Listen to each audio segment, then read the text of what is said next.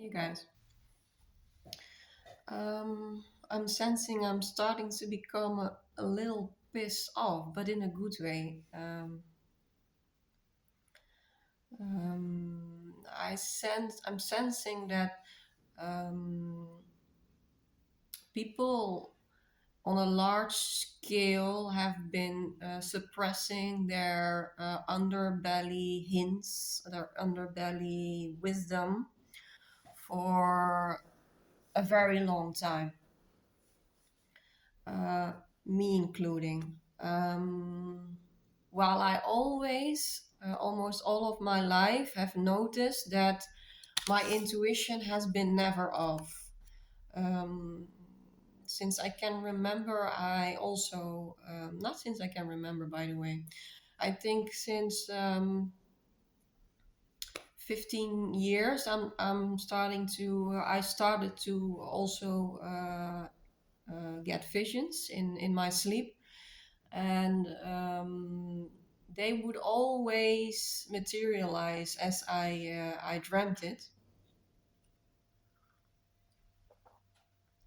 But I kept on distrusting um, my mechanism, my senses, the way I'm wired. Um, I've distrusted that part of me for almost all my life, and I'm really feeling it's hitting the ceiling right now. I'm in this pressure cooker. That's why you can also see there's a lot happening in my body, and I really feel that there is this volcano in a positive, constructive way that is going to burst out in ways of just cut the bullshit and stand for yourself, stand for what you perceive in the world, what you perceive in yourself. Don't I always how do you say that in English? I always compared myself to others. For a couple of years, I was having all these hunches and visions, and then I didn't dare to share them publicly like I do now to people, because I was thinking, like, yeah, what do I know? And I would be watching these hotshot intuitives or astrologers on the internet, and then coming to the conclusion that almost every time I was getting that same kind of information through me, and even a lot of times in a way deeper and more profound way. Um,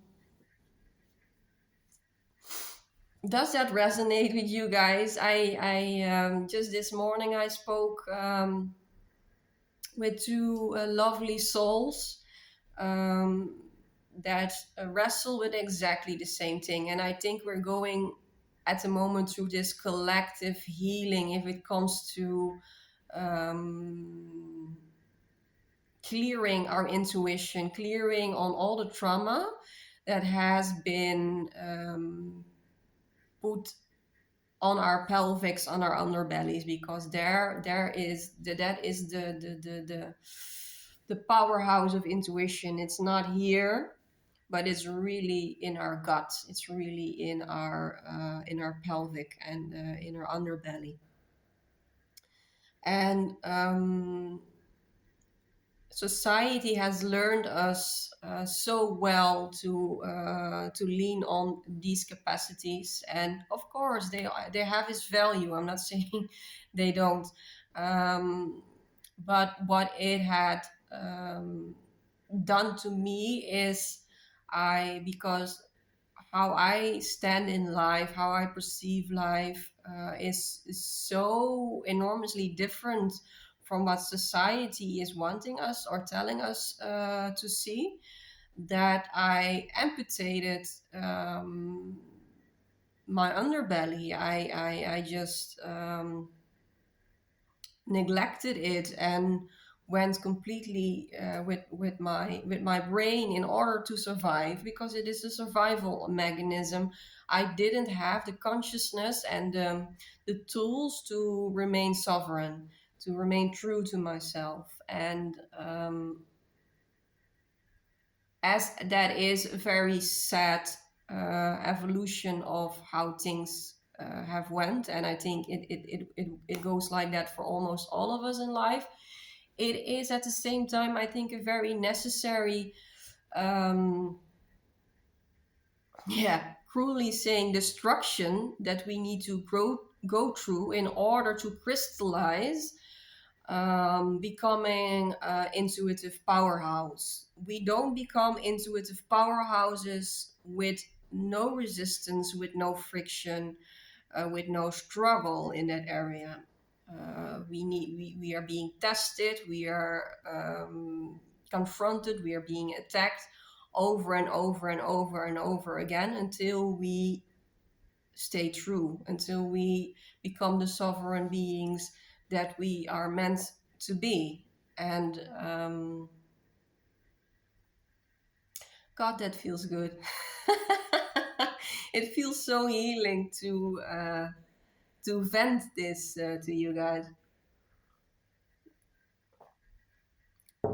Um, I think I talk about this almost in every video I make, in order to reconnect with this intuitive part of me. A big thing for me is being in nature. It gives me the alignment, the resonance that I am. I think that everybody is in their core being, but I'm very much in tune with it the last years. And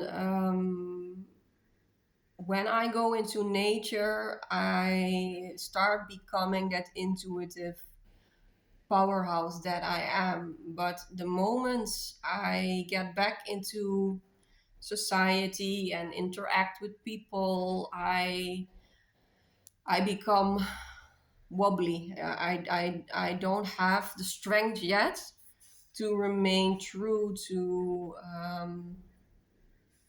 the senses and the impulses and the insights that I get.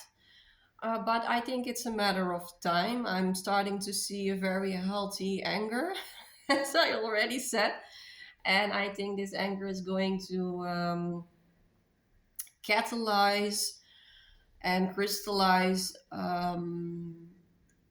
more groundedness and more fundament in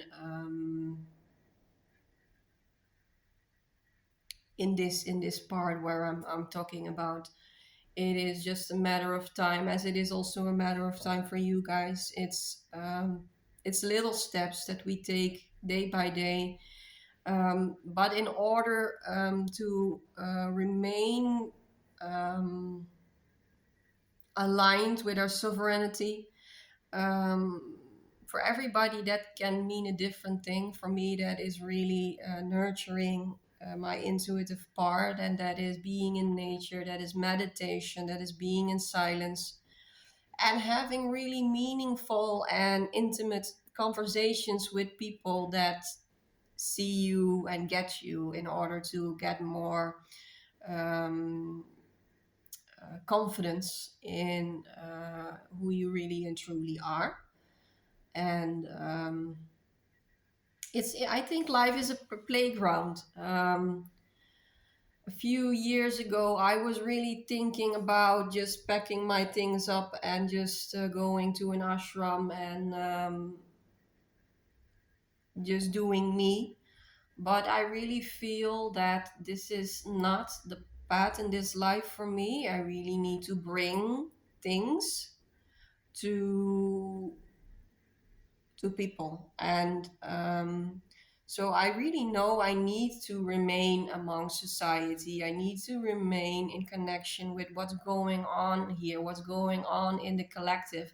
And I can do that best when I'm in society, and that when I'm meditating on a mountain. That is very challenging. So the challenge for me is to stay through all these inputs and people and different mindsets and different frequencies are coming at you, and then at the same time try to stand as strong as a big oak. And I'll show you. I gifted this myself, I think about a month ago, and it's so beautiful how everything aligns because I really feel I'm on my way to becoming this big oak, but there's still a lot of work to be done. And I think for you guys out there resonating with what I'm saying, there's still a lot of healing to be done on this part. But we're getting there. We're taking steps, and we start to awaken to our underbellies, and that's a very beautiful thing. And I hope within time we get to become the big strong oak that we are meant to be.